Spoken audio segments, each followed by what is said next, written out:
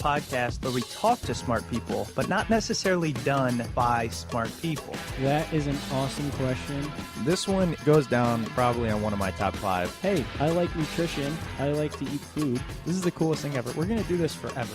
I wish I paid more attention in that class. You know, I'm going to be honest, I don't understand that. As a man, I don't get it. Welcome to smartpeoplepodcast.com. Welcome to Smart People Podcast, conversations that satisfy your curious mind. Chris Stemp here, happy to have you. And today, we're talking leadership. Yes, how to be a better leader. You know, we've covered this topic before, and there's plenty of people in the space. But one thing I will say is every time we talk to someone about leadership, I pick up some new, interesting things that I can apply to my life, whether it be in relationship building, networking, creating something new, working with teams, just useful information. I think the reason leadership is so important is it's true that we are all leaders in some capacity. But the real question we struggle with is how will we choose to express that leadership? Where's it going to come out? And will we proactively act like a leader so that when the moment comes, we take a stand for the things we believe in. We have the ability to rally a team to get things done. So that's why we like to check in on the pulse of leadership fairly often. And this week we are doing so with Erica Peitler. Erica is a leadership performance coach and author of the book Leadership Rigor, Breakthrough Performance and Productivity, Leading Yourself, Teams, and Organizations. Erica was a corporate healthcare executive. She's got over 20 years of leadership experience running large operational divisions, brands, portfolios, and global R&D organizations. Not much more of an introduction needed because you want to know how to lead, and we're going to let you. Thanks so much for tuning in. Check us out at smartpeoplepodcast.com. You can read our favorite quotes and what we liked about the episode. You can also contact us through that. And as always, we appreciate it if you guys leave us a rating and a review on iTunes. Thank you so much to Lamey Frog for that review, Arvidis87, and Josh Penn. Thanks so much for taking the time for that. Hope you enjoyed this episode with Erica Peitler.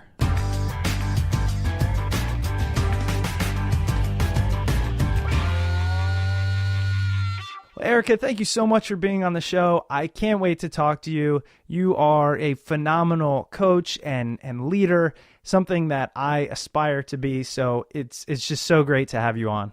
Oh, thanks, Chris. It's great to be here. So I know that you have your book, Leadership Rigor, Breakthrough Performance and Productivity. I know you're doing a lot of things right now with your leadership training.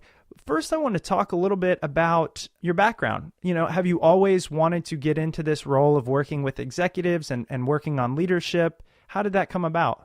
Yeah, great question. So I'm a pharmacist by background.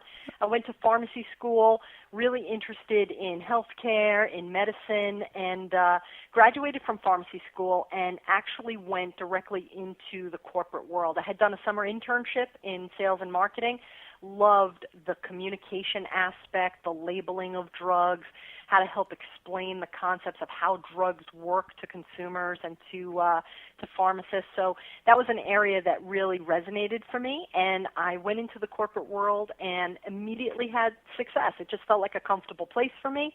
Business came pretty naturally, even though I wasn't a graduate of an MBA program or traditional business school. I gravitated to it very, very quickly and progressed through a variety of roles in a variety of companies, doing deep experiences and roles in marketing, and then took on a general management role where I was asked to turn around a $100 million consumer care organization, and I became a general manager for a $400 million pharmaceutical healthcare organization. So I was one of these young high potentials that rotated pretty quickly around a variety of corporate roles, ultimately getting to the senior-most levels of an organization and a senior leadership team. It's really interesting because it seemed like you just found what you wanted to do or found something that resonated and took off running. And we don't hear that too often. I think that people tend to jump around and suddenly something strikes them. So it's really cool that you found that up front. And what I was wondering is, was there anything that guided you in that direction? You know, what did you look at as you said, okay, here's what I want to do, here's what I want to be, and as you made that decision to go into kind of the pharma medical world? Yeah, I wanted to be a doctor when I was a kid, right? Wanted to go to medical school, and when I went to college, I had a really difficult transition in my freshman year, so I didn't have the off-the-chart grades. And I actually found pharmacy by accident, and I really loved it because it kind of blended the science as well as the communication and interaction with people for me. So when I went into that healthcare environment, what I kind of found was I loved the communication aspect, and I loved the ability to be creative and help people understand concepts, break concepts down. So here I am, this scientific person working in a healthcare organization where not everybody had that technical knowledge. So I started to really realize, wow, my sweet spot is helping people understand and communicating clearly with each other. And when you have a skill set like that, I do have to agree it's a little bit easier to move pretty quickly around an organization. But I think the differentiator, Chris, for me, and it's a differentiator that I see in a lot of leaders, is my approach has always been, look, I'm a lifetime learner. I look at any situation and I see that as an opportunity to learn, an opportunity to grow, an opportunity to be curious. And I think that leaders today who have that in-house kind of inborn curiosity are the ones that are going to really find success because they go into any situation and it's an opportunity. Yeah, that's something we hear a lot on the show, and obviously completely agree with it. So I'm glad you mentioned that. One thing I had to ask you before we move on to the next topic is when people think about pharmaceuticals and then communications, they obviously think of, I don't even know how to put it, trying to put a good spin on something that might not always be good. I mean, a lot of times pharmaceutical companies, they don't lie. They're out for the profits. Did you ever run into that, or what are your thoughts around the profitability aspect of healthcare and pharmaceuticals?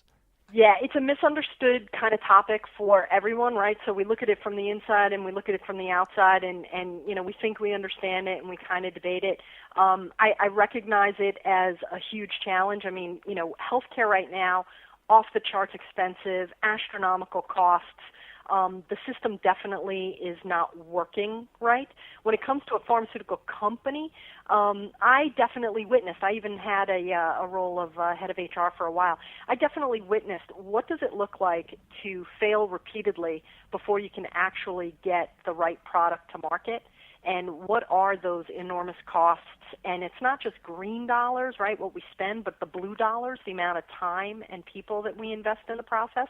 None of that is really visible to the outside world. All that's visible is the successful, 12th version of the product that ultimately gets approved and gets out there. And, oh, my God, it's so expensive. Mm-hmm. So, the model for pharmaceuticals to be able to invest and fail so significantly for periods of time on an extended basis to ultimately get to that breakthrough drug that is able to make a difference is enormous, right? So, it's sort of a, invest, and fail, and then ultimately succeed. So, I get that it's expensive on the successful side, but it was all of the attempts that weren't successful that also rang up the cost for that. Yep, you were clearly in the communications department for pharmaceuticals.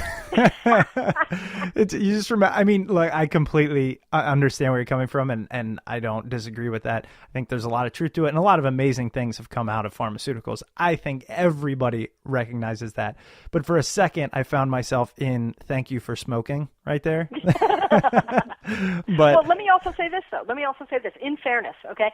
So I ran a consumer products healthcare company, and then I moved over into a pharmaceutical part of the business. And I will tell you that, was there an enormous amount of opportunity to cut costs and streamline things? I mean, the pharmaceutical companies of the 70s, 80s, and 90s are not today's pharmaceutical companies. Oh, yeah, sure. So there really has been a lot of cutting. And is there more? And is there an ability to do more? I mean, personally for me, I think that there is, and I have done it. But I think, when you're really talking about the big dollars, those that macroeconomically affect the cost of pricing, I think a lot of it is the failure rate of drugs is a lot higher than the success rate. Sure.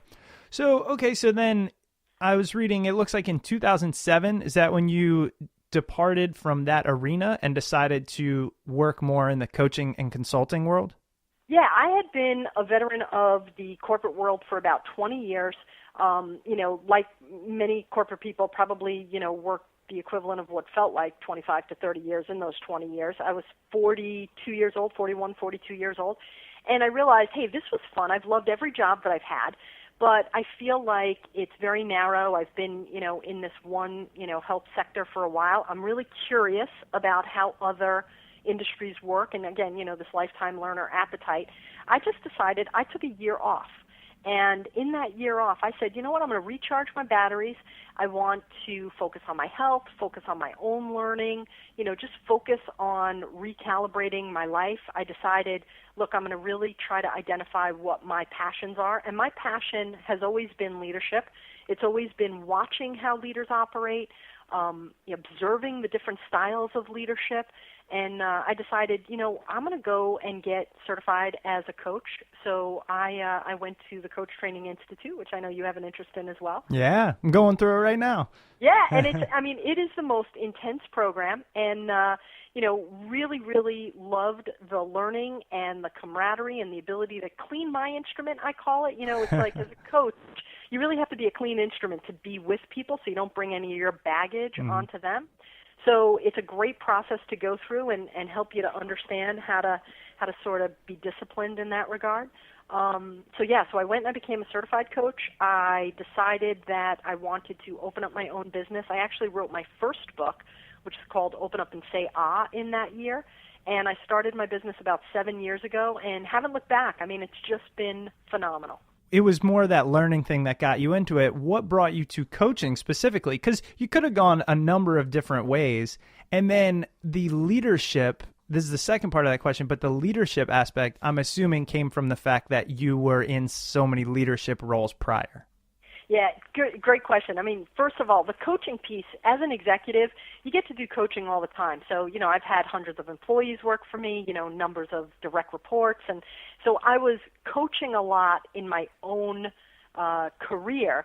But coaching for a living and coaching in your career are very different things. So, what I was really passionate about was I really want to meet a variety of different people and want to help them get through the hurdles that they're working through. So I was really passionate about helping people reach their potential, be the best that they could be.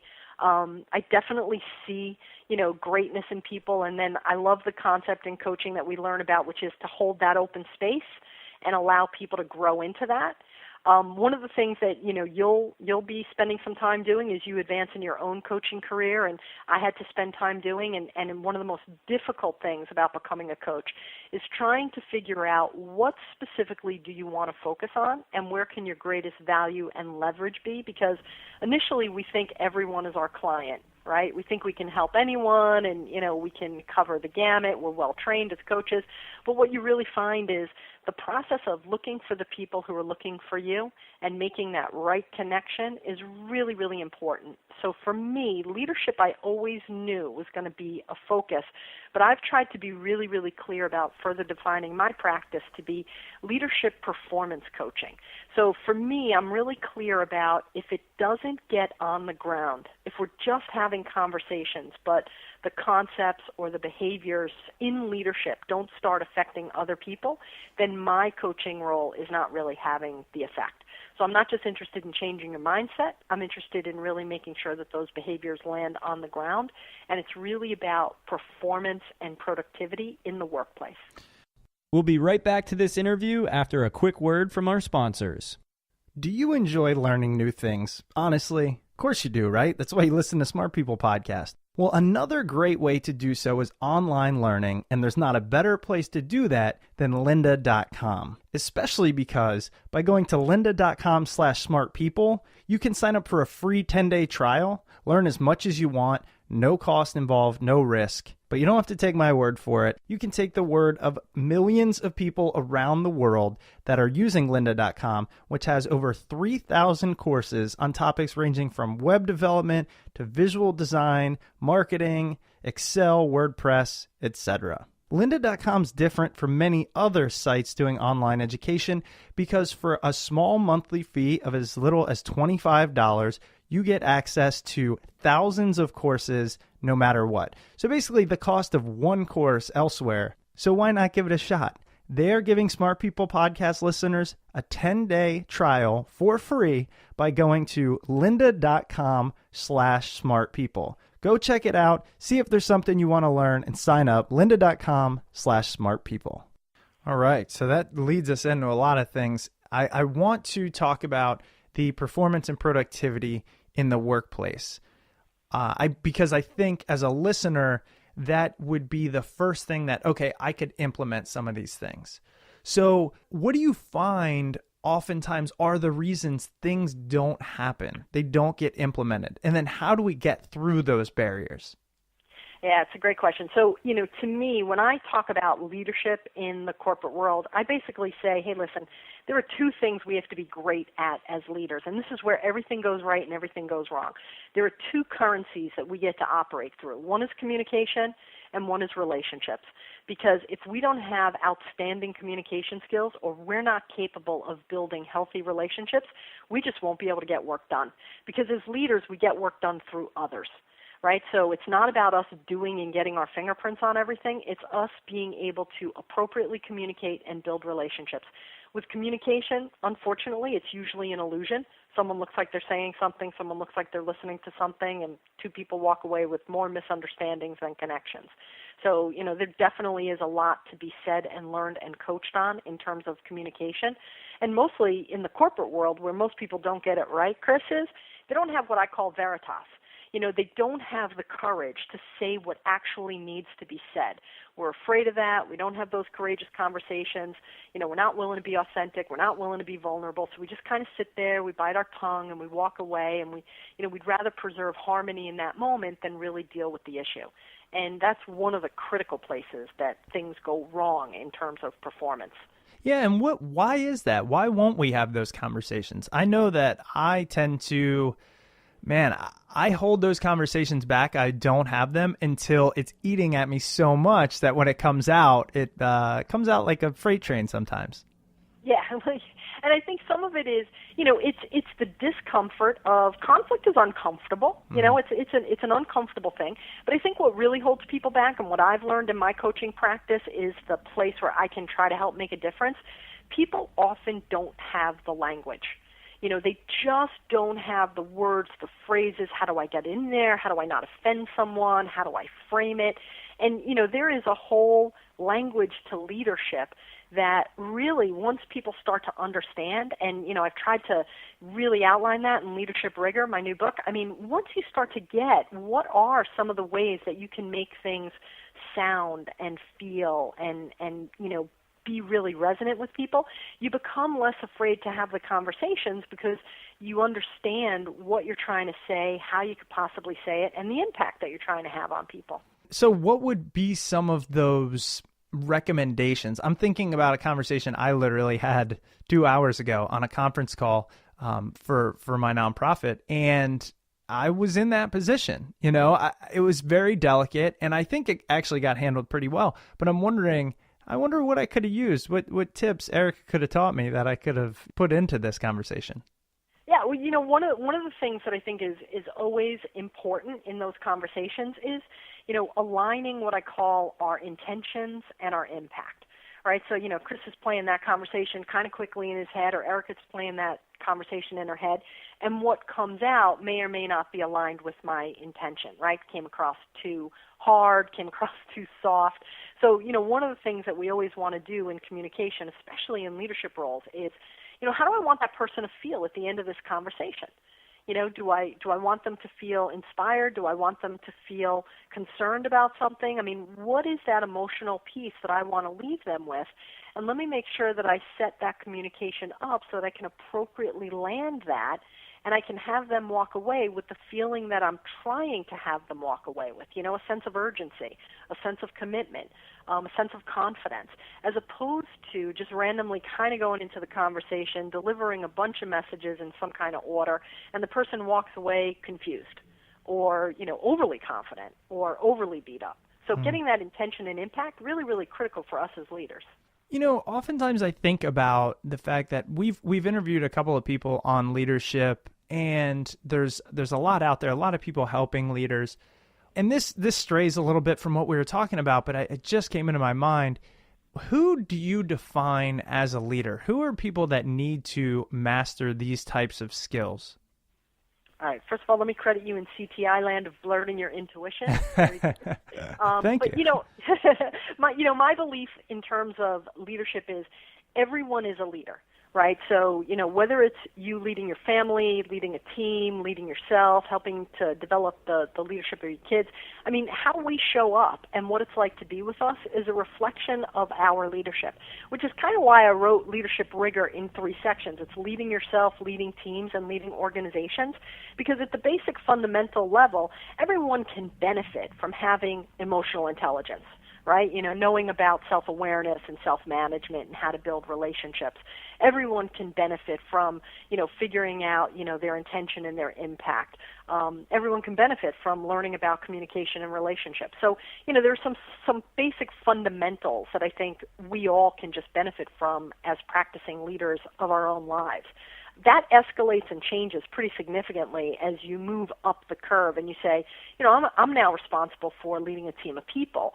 And as a team leader, I don't have to only deliver the work of the team through others. I have to develop the individuals and I have to develop the team. So now there's a whole series of expectations now that are on me before, I was just an individual contributor. Now I have other people to look out for. And when you move that then to the organizational level, the complexity and the ambiguity and the difficulty gets even more significantly important, as now you're responsible for the livelihood and the oversight of a lot of people. Whether you're an entrepreneur or a large enterprise leader, a lot of people are depending upon your capabilities and skills.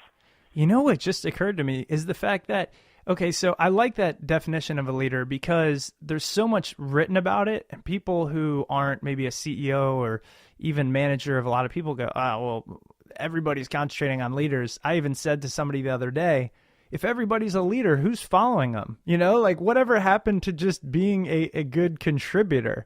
But I think leadership can take on so many different forms, and what that might cause is you're the same or a similar person now as maybe in 5 years. You grow, but much of your leadership skills, unless you work on them, will stay the same. Yet the group you need to lead, whether it be yourself, your family, then 2 employees, then 10, then 100, that changes so much. Does the leadership style and the skills you need to have, does that change along with it? Great question. So there's a lot in there, but let me make one comment because I think you just hit on something really, really key.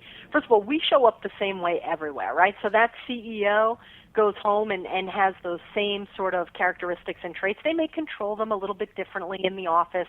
They may be a little bit better behavior, but we show up the same way everywhere.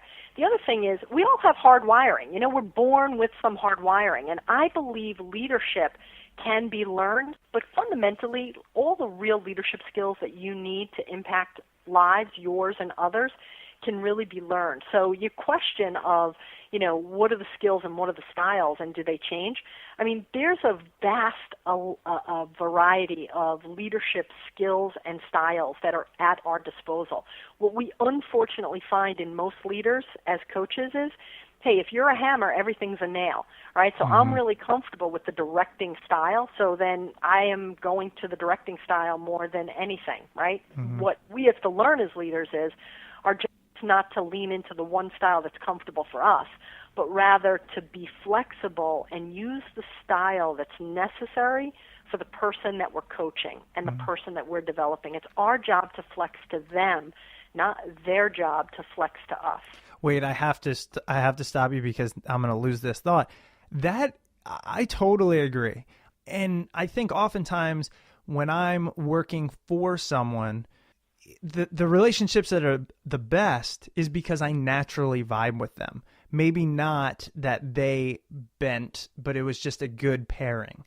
Yep. For those leaders that have large organizations and they have direct impact on a lot of people where they have to go this extra step of really looking at the individual, that seems almost impossible, especially given they probably in today's economy have a number of other responsibilities. How do you do that as a leader? Well, I'm not going to let them off the hook based on your example of saying, hey, I got a lot of people I got to deal with, because, that's too bad. I mean, as leaders, we have to be masters of communication and relationships. So, for example, it's not like there's 300 leadership styles that we're going to choose from, but there's 6 to 10. And, there are different ways to approach different people. So with a couple of well-placed questions, Chris, I can get a handle on one particular person's style or preference, and then use my toolbox to target and effectively communicate with them and build that relationship more that would be different than if I was dealing with another person. I'll just give you a perfect example. In the corporate world, we see this all the time. There are those people who are really very detail-oriented, really need to know the various steps and the different pieces of work that they need to do. Some people are big-picture thinkers and get it more at the conceptual level. So we really need to listen for, how do people come at information gathering and problem solving, so that we're talking to them in the language that is best for them to understand. So, if I'm a big picture person and you're a detail person, I tell you, hey, Chris, I want you to do this project, and here's what I want you to do. And you're there, hey, Erica, but really specifically, what exactly do you want from me? Net it out for me, be specific. Mm-hmm. So, I may say, all right, so let's map out some milestones, Chris. Let me say, in the next couple of weeks, why don't you do a couple of these things? Let's meet again. Let's check up on this. So if I sense the need for you to have some of that detail and some of that specific piece, I'll switch into a different style than someone who conceptually I think will be more comfortable and get it and take it on the run. And now it's time for our awesome sponsors who support Smart People Podcast. This week, we welcome back Igloo. Igloo is an intranet you'll actually like. It's a cloud platform that can help you do your best work. Share files, blog updates, coordinate calendars, and manage projects. It's easy to use and easy to configure, even for the most non-technical of users, like Chris.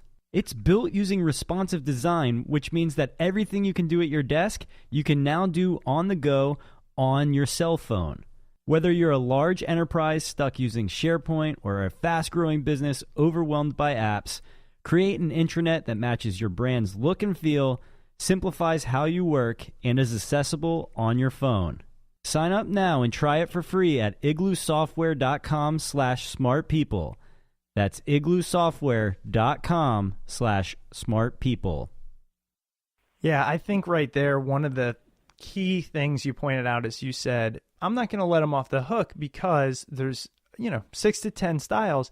And with a few questions, I can get a grasp on it. And the key word there is questions. As a leader, it's our job to ask questions as opposed to just give orders or answers or responses or duties or all the things that a lot of managers and a lot of leaders tend to do. It's totally true. And, it's related to not only the ability to know that our job is to challenge and get people to do their best thinking. And by the way, that's not necessarily just agreeing with us, and we don't have all the answers. But this is related to one of the models that I talk about in Leadership Rigor that I think, is interesting in this area. And that is, our relationship with power. When you go into any organization, people are either very interested in their own position power, which is, hey, I'm the boss, so do it my way, and here's how I want it to be done. Some people are very attracted to their expertise power. I'm a lawyer, I'm a doctor, I have expertise in this area. But those leaders are most successful, and those leaders that really have the greatest impact are terrific influencers because they use their personal power. And their personal power is about connecting with people, calling forth people, as you've learned in CTI and I have as well. Oh, yeah. Being courageous with people, asking the courageous question, supporting people's risk-taking and initiatives, really being there to help provide support and encouragement to new things that they're trying. That level of personal power creates a safe environment. It helps people to feel that we're believing in them. And then we get their best thinking. Then we get their creativity, as opposed to stifling them and shutting them down because we're using position power or expertise power. Absolutely. Now, what I want to ask you next is about coaching in general. As we mentioned, I'm, finishing up CTI, and so I'm pretty familiar with it. but especially with somebody with your experience and for those that have heard about it, I mean, coaching is really taking off. There's a lot out there. Companies are bringing them in. There's a lot of research that shows how useful it is. Explain to us in your words a little bit what you feel you do for executives and for organizations as a coach. Sure. So in my coaching practice, when I look at, what is coaching all about, I look at it in terms of really accelerating the performance and the productivity of that executive. So, what does that mean? We're going to learn and we're going to grow and we're going to develop and we're going to change our behaviors over time with more experience or, with more exposure to different circumstances. But in the coaching world, one of the things that, we're working with people to try to work to overcome is barriers that they may have. So, they may not think they're good at something or they may think something is difficult for them, and helping them to work through what are those barriers. They may have some baggage that stands in their way, so relationship baggage or, things that they're carrying with them from other experiences that hold them back from being the best performer or more productive than they can be. And I'm trying to work with them, as you're going to be working with people in your coaching practice, to help people get through breakthroughs. What are those entry points that can get them to another level, and how do we help either support them with that, or how do we give them a tool to use to get there, or how do we give them an insight to have them change their mindset so that they can see a situation a little bit differently than the one that they're currently in. Sure. So for those listening, what are some things that when you go in, you tend to see some commonalities and people can look at in their own lives, and maybe a tip or a trick or a tool that they can do to perhaps find those breakthroughs? I think it's pretty tough to break through them on your own, but it's also possible. So I want to get your thoughts on that. Yeah, I mean, you could try to break through on your own. Usually you have a blind spot, right? And where coaching really comes in is it kind of helps you to identify maybe that blind spot that you had and give it a name and give it a language. And, one of the greatest things about what coaching helps with is we're pretty good at listening. And in the listening, both in what the person is saying and not saying, even when we just play that back for the person, they get an insight. So, for example, what's a typical barrier you find in coaching executives? Many of them have poor time management skills in their own view, right? And you say, okay, well, what's in the way of you having better time management skills? And, some of them will tell you, well, I tried to-do lists, or I tried this method, I tried that method, and nothing really works for me. And, some of us just have different hard wiring and different relationships with time. Some people are just very focused on hitting schedules and organizing their work and organizing their day. And some of us are a little bit more spontaneous, a little bit more go with the flow. So even just understanding and listening to people and helping them to identify, what's some of their personality hardwiring, and then what are some of the tools that can help them with their personality. So, for example, I'm a little bit more of a spontaneous girl, but I run a very busy coaching practice. So how can someone who is pretty spontaneous be so scheduled and regimented with all of my clients? I mark my days as either coaching days or administration days. I put all of my calendar together for an entire year. So I know next November, I know what my coaching days are, and I know what my workshop days are. I may not know which client is going to be in that day, but I use my calendar as a tool to allow me to still have freedom within the structure. But, that's like one tip that, for example, you can help people to understand what may be some options for how to think about time differently. Honestly, that's a tip that people may or may not have heard. It's becoming fairly well known. Like, you really need to set up some structure in your life. But I'll tell you, until I started to get really stressed out because I have 3 different huge projects going on, I couldn't figure it out because I didn't feel stressed on a daily basis, but eventually it caught up to me. And it was the fact that I wasn't scheduling time for one thing. So I could be working on project 1, thinking about 2 and 3, and then work on 2, thinking about 1 and 3, all day, every day. And eventually your brain is just going to say, no more. Yep. So I think that the calendar is what I was getting at. Is I said, okay, I'm going to have my list at the beginning of the day, and I'm going to shut down all emails or whatever that don't pertain to this one thing. And it's been a nice transition, I have to say. Well, each of us has, and here's on the productivity side of things, this is an experiment I have many of my clients do. We have a natural diurnal process during the day, right? So there are 2 peak times, Chris, for you during the day. One is a super peak time, one is a lower peak time. Same thing for Erica. The critical thing is, what's your time period? So my critical time period for peak performance is between 5 and 7 in the morning. Wow. That is I know, it's crazy. That's I get my out of peak. bed. Yeah, that's my peak time for sleeping, hands down. But, for me, and here's the experiment that, I would challenge you and your listeners to think about. In that peak time period, and for me it's 5 to 7, for you, let's say it's 8 to 10 in the morning, you're going to find yourself at 3 times the productivity as you would at any other point in the day. So it's really incumbent upon us to really try to say, well, what is my peak time period? Because, if I can preserve those 2 hours, I'm really going to get the benefit of almost a full day of productivity on some of that concentration side versus trying to struggle. For me, if I tried to say, hey, between 7 and 9 p.m., I'm going to take my, my focus, I'm going to try to write some proposals, I'd probably get 50% of the productivity in each of those hours because that's just not my time period. So knowing your time period is another way, for example, to overcome whether it's a barrier or a baggage and get you to another level of breakthrough productivity. It's so true, too. I know mine's from 10 a.m. to noon. Just I can cruise. And then I'll tell you the worst time of day is about 2 to 4. Yeah. That's a struggle. And I've always found that tough in the corporate world. Now I don't have to deal with it as much because I have a lot of flexibility built into what I do. But I always was like, guys, I don't want to be here. I'll do work at 7 at night. I'm pretty good then. But that was tough for me. Yeah, and you have to protect the hours that are really critical for you, and then, do things that, don't require as much concentration during those other time periods. Of course, we'd both like to take a nap, but that's probably, in the corporate world, not as big an option. Well, could you tell some of the CEOs you work with that naps are beneficial? I'd really appreciate if they started to do that. Hey, one of the things I am trying to help CEOs understand is, making that conversion from butts in seats to performance and productivity. Oh my right? gosh. Right? Just being there. I mean, a lot of guys and ladies are still, very much in a mindset that says, I want you there, starting at this time and ending at this time.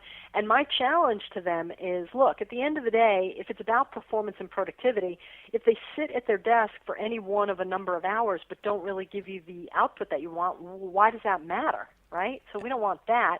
And often what they're more afraid of, I think, and I think this is where coaching comes in, is at the executive level, we all want accountability, right? We want people to be accountable. We want people to deliver.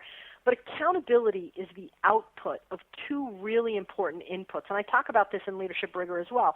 First and foremost, our job as a CEO or any leader of other people is we've got to be clear about our expectations.